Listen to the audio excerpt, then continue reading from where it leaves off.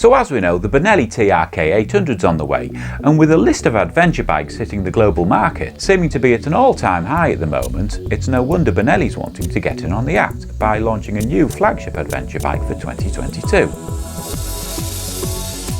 So if you've got a few moments, sit back as we go over 5 reasons why we think this bike should be taken seriously as a middleweight contender in the adventure bike sector. Now, with most of us suspecting that the TRK is going to be sharing its more sporty Leoncino siblings engine, as it seems that would be the obvious move. But what do we already know about this engine, and why is it the obvious choice for this new bike? Well, to start with, it has a great power unit in the shape of a 745cc parallel twin that's already proved itself to be very reliable. Secondly, it can produce around 80 horsepower and 67 newton meters of torque. Now, to put that into perspective, the awesome T7 only produces 72 horsepower and has a similar max torque output of 68 newton meters, while the new Aprilia Tourer gets just shy of 80 at 79 horsepower, but does have a slightly higher torque rating that maxes out at 70 newton meters. Now, please don't misunderstand what I'm saying here, because in no way am I saying that the Benelli is better than the T7 or the Aprilia. However, what I definitely am saying is, if the engine specs for the Tenere and the Aprilia 660 are anything to go by, the engine specs for this new middleweight bike from Benelli would appear to be bob on, and should definitely suit the intended job in hand. But with that said, why can we expect the rest of the bike to be any good?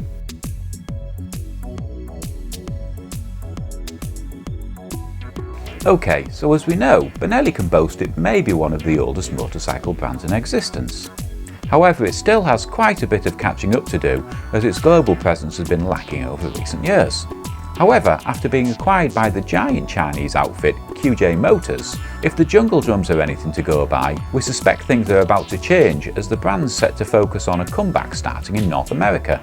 And let's not forget, after the success of its smaller predecessor, the TRK 502 and the 502X, and its status as the best-selling bike in Italy at the moment, well, let's just say Benelli's in the perfect position to bring some Italian styling to a broader sector of the global adventure bike community, as long as they keep the price sensible, that is. So moving on to some other important stuff, the rest of the bike gets some decent specs as well, as it will likely feature a K-bar suspension setup consisting of a pair of upside down forks up front with an aluminium swing arm and mono to the rear. Now yes, of course we would have loved to have seen some WP or Rollins components in the mix, but we also recognise sometimes something needs to give to keep the price right. However, the good news is we've had no expense spared on the brakes, as the bike boasts a double Brembo team up front with a single Brembo to the rear that takes care of things perfectly in the stopping department. Now, as with most new bikes nowadays, you're going to be getting a fully digital instrument cluster with Bluetooth functionality, full LED lights with daylight running configuration, and a very handy traction control system to help with any loose or slippery surfaces you encounter on your adventures, as well as plenty of rider modes and a Bosch dual ABS system. So with all that mechanical and technical stuff out the way, let's have a look at what else makes this bike important. So as we know, the TRK is almost definitely based on its counterpart from its sister company QJ Motors. And if you can cast your mind back to when we first saw spy pictures of the SRB, Benelli told us that the TRK is an important project that Benelli is developing in Italy, and then of course followed on to say that it's got nothing at all to do with the SRB 750.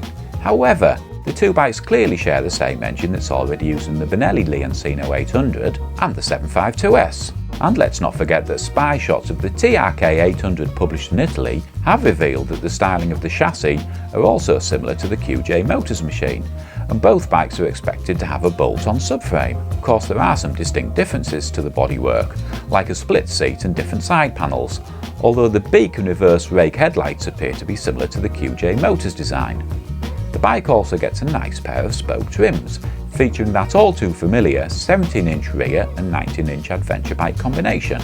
You also get the obligatory adjustable windscreen and a rear rack with fixings for panniers and a top box, while a very nice looking side mounted upswept exhaust and TRK lettering on the side of the fuel tank finishes the bike's look nicely.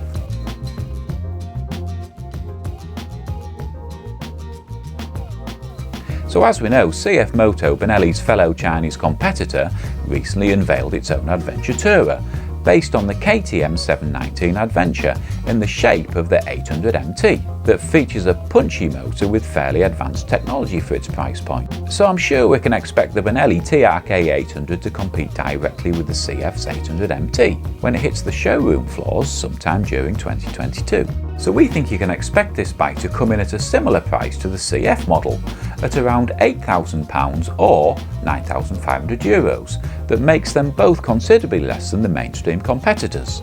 So we at the channel think that both the Benelli and the CF represent great value for muddy middleweight adventure bikes. But we also recognise that some of you may perhaps think that buying the likes of a second-hand T7 would be money better spent. Anyway, we'd love to hear what you've got to say, so please feel free to drop us a comment with your take on this bike. If you've enjoyed this review, don't forget to give it a thumbs up. Subscribe if you want, guys. Thanks for watching this review. My name's Bobby Max. See you next time. I'm out of here.